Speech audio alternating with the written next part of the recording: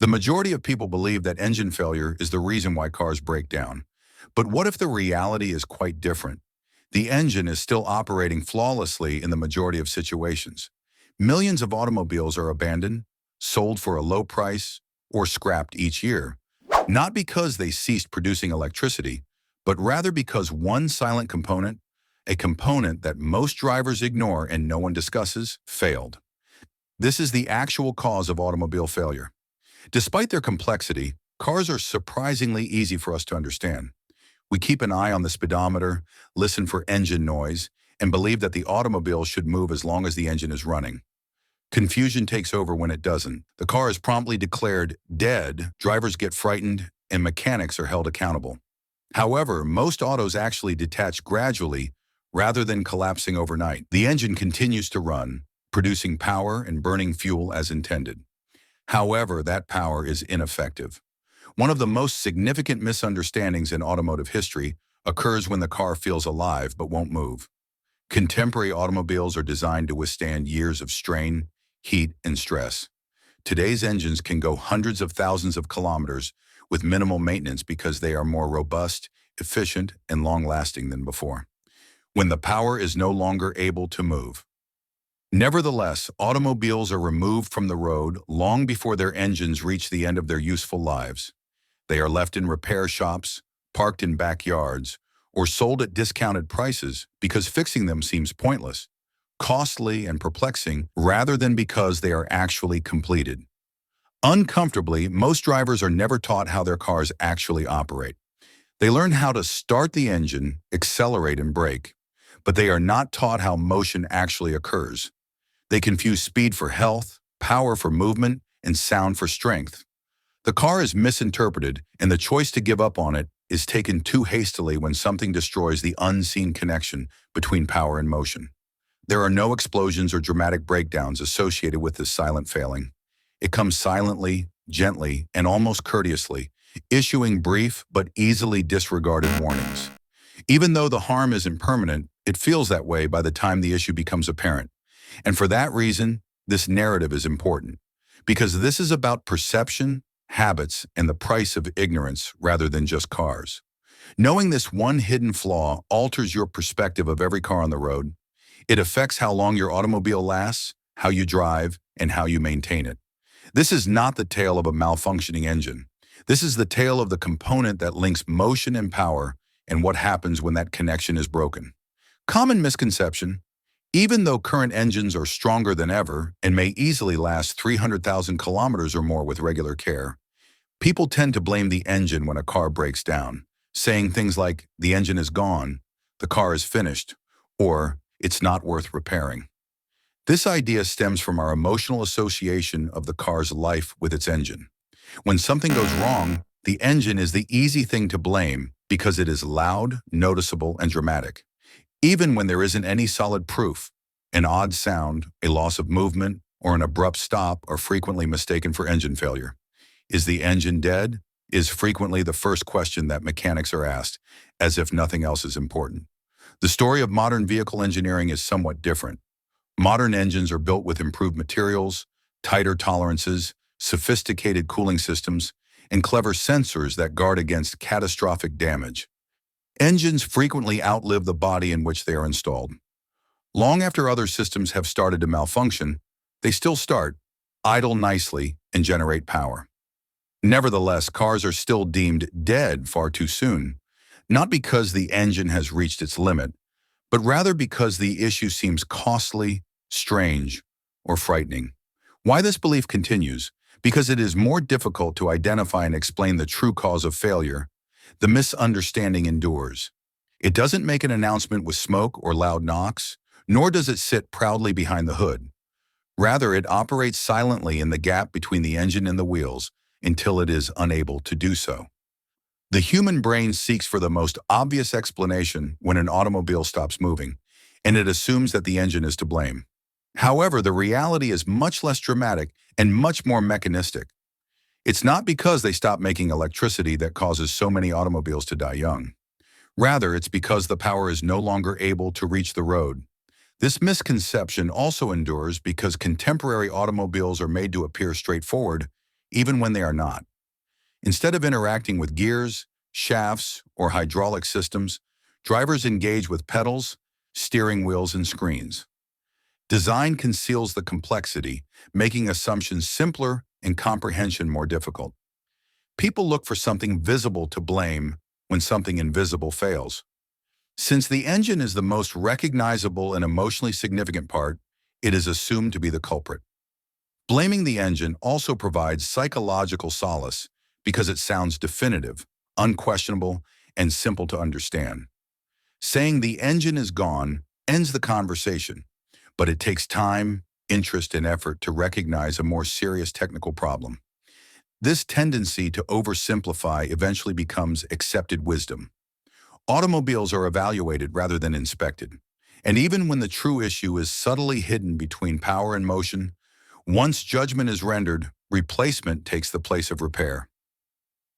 A car's real job.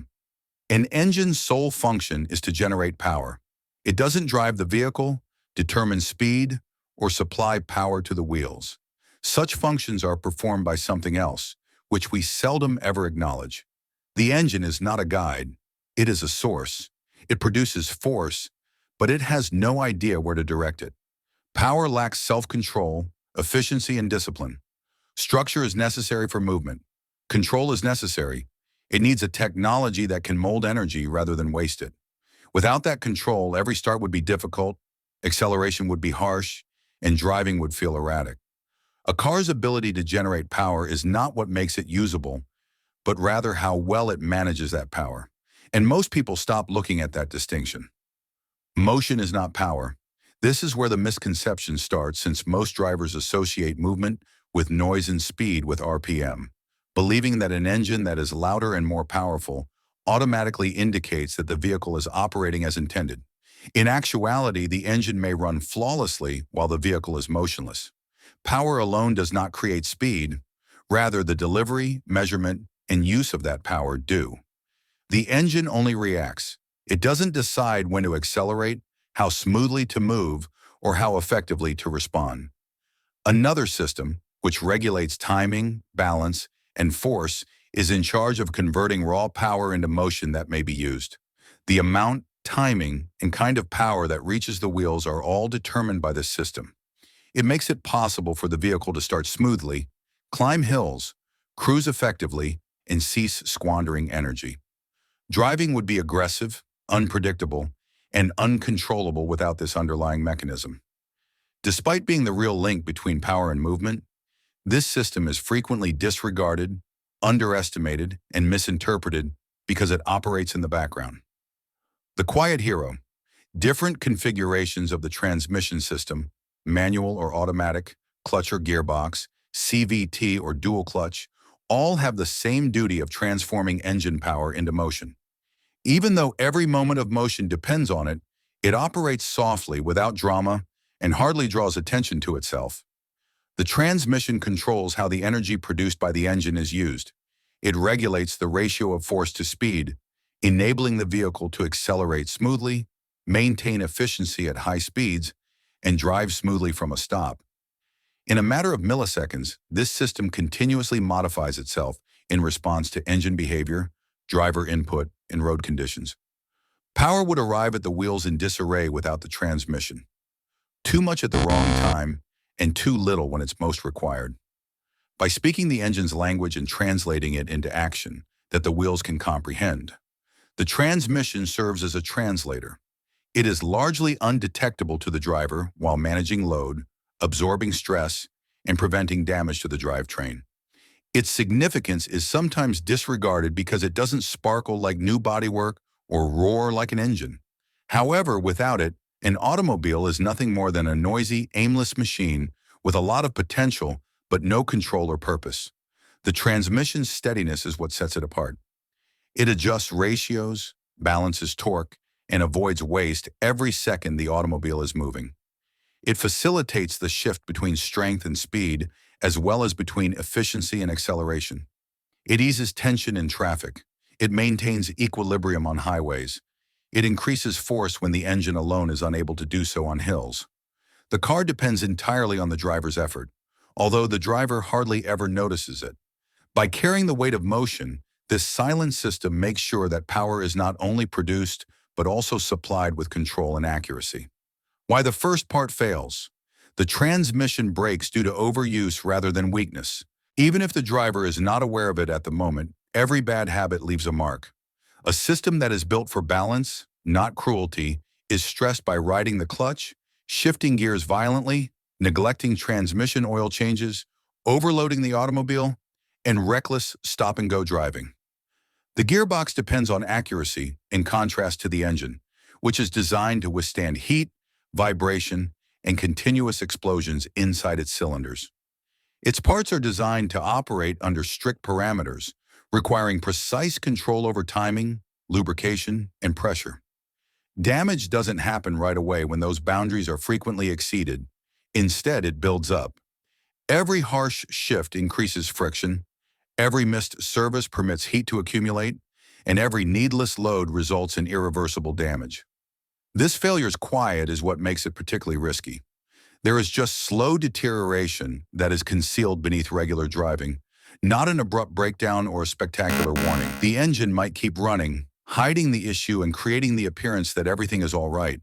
However, every error is recorded by the transmission and stored as wear, heat, and microscopic damage. This quiet memory eventually reaches its limit, and when it does, the failure seems abrupt and irreversible. In actuality, it took years to develop. The transmission just keeps going until it is no longer able to, without pleading for attention or forgiveness. Why do drivers disregard it? Transmission failure doesn't make a big announcement. There isn't a warning signal, no dramatic smoke, no abrupt explosion, just minor symptoms like mild vibrations, delayed gear shifts, or odd hesitation. Signs that most people ignore until one day. These symptoms are frequently transient or harmless, and they are simple to write off as normal aging, poor fuel, or difficult roads. Instead of dealing with the issue, drivers change their driving patterns, applying more acceleration, or figuring out how to drive around it. The warning seems abstract and easy to put off because the automobile still starts, sounds normal, and moves, at least temporarily. Additionally, drivers are isolated from mechanical feedback in modern cars, which makes it more difficult to detect issues. The harm is already severe by the time the warning indicators can no longer be disregarded.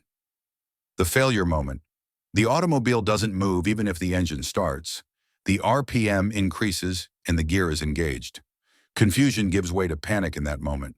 Everything is alive, the dashboard appears regular, and the sound is familiar, but nothing happens. In an attempt to elicit a reaction, the driver applies the accelerator once more, but the outcome remains unchanged. This is the point at which rationality vanishes and doubt takes hold. People get out of the automobile, make phone calls, and keep saying the same thing. The car is dead. However, the vehicle is still alive. Power is still being produced, fuel is still burning, and the heart is still pumping. The route that leads to life has failed, not the source of life itself. The relationship between movement and power has quietly broken down. It feels abrupt and final to the motorist, like a switch being flipped off. Actually, this is just the culmination of a protracted, silent process. The car's most vital systems stopped communicating with one another, rather than stopping entirely. Instead of answers, the driver is left feeling frustrated by the complete quiet. What appears to be an immediate failure is actually the outward manifestation of harm that accumulated gradually over time without anyone noticing. The worst misunderstanding. Transmission repairs are costly due of their complexity rather than their impossibility. Most owners find the system's demands for accuracy, skill, and time frightening. People lose confidence and opt for the quickest exit when confronted with new lingo and exorbitant estimates. Because of a single component they never made an effort to comprehend, they give up, sell the car for a low price, scrap it, or replace the entire thing. Fear and miscommunication can wind up costing far more than the actual cost of the repair. The lack of patience is what makes this miscommunication even more expensive. Diagnosis is necessary for transmissions, not speculation, and a thorough assessment frequently identifies problems that are controllable rather than disastrous. On the other hand, pressure brought on by ambiguity results in hasty decisions. Owners do not take long-term loss, dependability, or environmental impact into account when comparing repair expenses to resale value. An automobile that could have lasted for years is written off in a matter of weeks, not because it couldn't be saved, but rather because the issue seemed too big. The choice to give up is ultimately the most costly failure, not a mechanical one. Why modern autos suffer more. In addition to being more intelligent, modern cars are also more sensitive. Modern automatic transmissions are made to be smooth, efficient, and fuel efficient, not to be abused. Since its proper operation depends on electronics, sensors, and precise hydraulic control, even minor errors can eventually result in significant harm. Systems that are calibrated to operate within narrow margins are disrupted by aggressive driving practices, improper fluids, or delayed maintenance. Transmissions can deteriorate silently and quickly once a threshold is crossed, in contrast to engines, which frequently exhibit obvious indications prior to failure. When that occurs, rehabilitation is rarely slow, failure strikes without warning, and second chances are never given. Mechanical tolerance has decreased as a result of the drive for reduced emissions and improved fuel efficiency, leaving less space for error. Shift timing, torque distribution, and clutch engagement are now determined by software. When software operates under stress or gets inaccurate data, mechanical damage ensues. Internal parts wear unevenly, heat accumulates more quickly, and small anomalies become serious flaws. Rough conduct causes irreversible damage to newer cars, whereas it frequently results in inefficiency in older ones. These systems are harsh by nature, but they are not weak by design. They subtly penalize careless use and encourage thoughtful use. The driver's responsibility increases as cars change, but understanding has not kept up with technological advancements. No one tells you the truth. The majority of automobiles fail academically rather than mechanically. Drivers are rarely instructed on how to safeguard the vehicle beneath them. Instead, they are taught how to start the engine, apply the pedal, and obey traffic laws. Little is known about how behaviors lead to wear, how minor decisions add up to long-term harm, or how maintenance is necessary rather than optional. As a result, without the driver's knowledge, cars are forced beyond their limitations.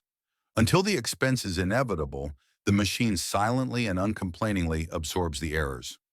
Although the precision with which modern cars are constructed is amazing, it must be respected. Damage builds up subtly when a driver disregards warning indications, postpones maintenance, or handles efficiency-focused systems like unbreakable hardware. There is little attention on proper fluids, smooth inputs, mechanical compassion, or thermal restrictions. Rather, longevity is disregarded and performance is praised. Repairs are undertaken only after failure, never before. Ownership becomes reactive rather than informed. The difference between what the machine requires and what the driver offers widens with time, and even if it has been developing for years, the eventual collapse feels abrupt, unfair, and costly. This is the reason why so many cars die young, not because they were poorly made, but rather because people didn't understand them.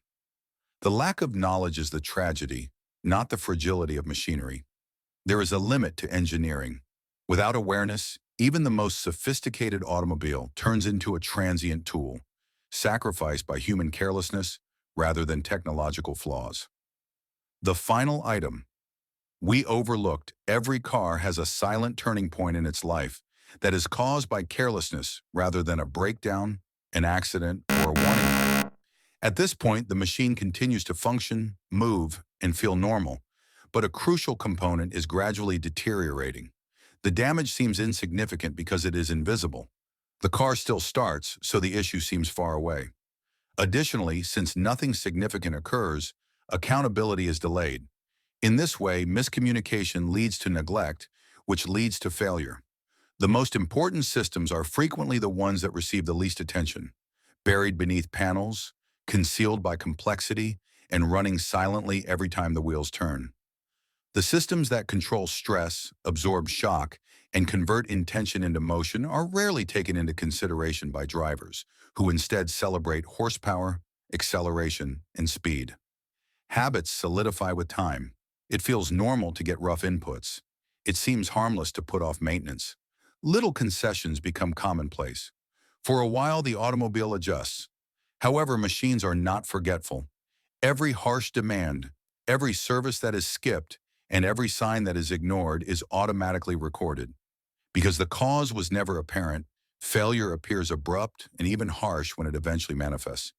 However, it wasn't at all random. It was the outcome of a long-standing, gradually unbalanced interplay between technical restrictions and human conduct. Conclusive reflection. The engine produces power, but the transmission produces movement. Keep this in mind the next time you are behind the wheel. While one produces energy, the other provides it with purpose, direction, and control. When combined, they create the distinction between potential and advancement. A car can last for years or even decades if that balance is maintained. Failure may have been subtly developing over time, but when it is disregarded, it appears abrupt and unjust. Respecting a machine is about awareness rather than fear. It's about realizing that every seamless beginning, every subtle change, and every prompt service prolongs the life of a system that most people never consider. Although they are not delicate, cars are honest and react to their treatment. The destiny of the machine underneath it is shaped by the actions made behind the wheel, frequently without much consideration. The majority of cars don't break down due to a lack of power. Rather, they break down because the relationship between power and motion is ignored, misinterpreted, or overextended.